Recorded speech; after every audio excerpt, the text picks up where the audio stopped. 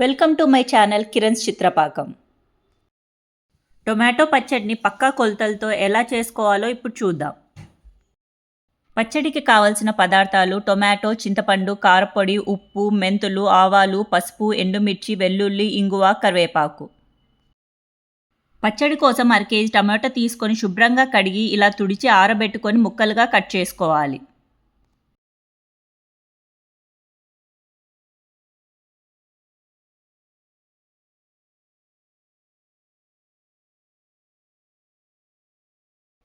Stove on చేసి కడాయి పెట్టుకొని cut చేసుకున్న టొమాటో ముక్కలు వేసుకోవాలి.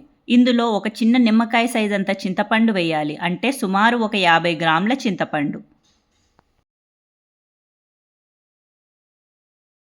ఇక్కడ నేను చింతపండుని వాటర్లో బాగా కడిగి వేస్తున్నాను. టొమాటో ముక్కలు మంచిగా మగ్గేంత వరకు ఉంచాలి.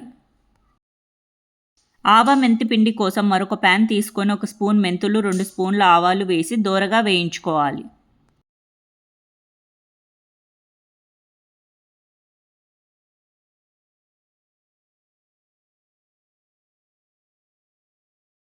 టొమాటో ముక్కల్ని ఒక 15-20 నిమిషాలు సిమ్లో మగ్గించాలి. మధ్యలో ముక్కల్ని బాగా కలుపుతూ ఉండాలి.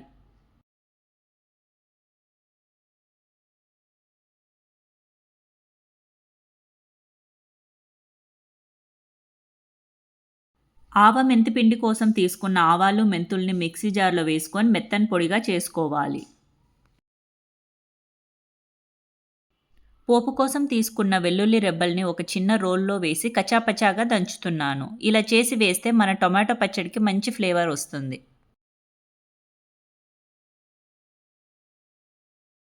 టొమాటో ముక్కలు బాగా సాఫ్ట్గా అయ్యాయి.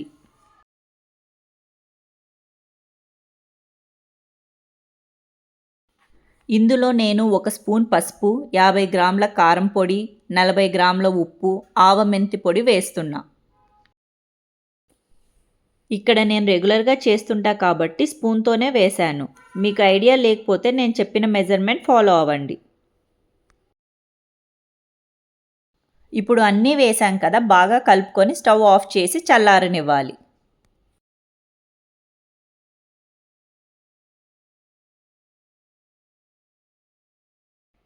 పచ్చడి చల్లారింది. ఇప్పుడు ఒక మిక్సీ జార్లో వేసుకొని మెత్తగా గ్రైండ్ చేసుకుందాం.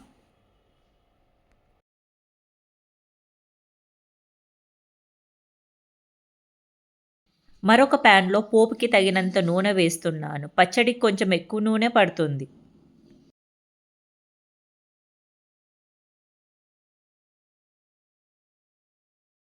ఇందులోనే అన్ని తాలింపు దినుసులు, వెల్లుల్లి, ఎండుమిర్చి, 2 కరివేపాకు రెమ్మలు, కొంచెం ఇంగువ వేసి వేయించాలి.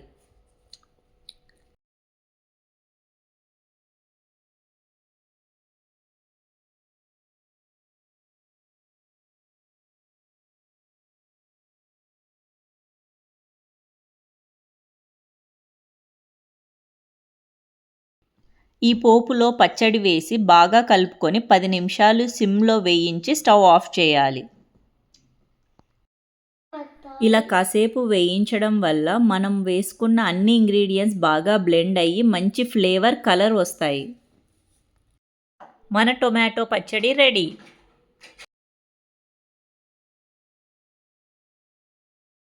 మీకు ఈ వీడియో నచ్చినట్లయితే లైక్, షేర్ అండ్ సబ్స్క్రైబ్.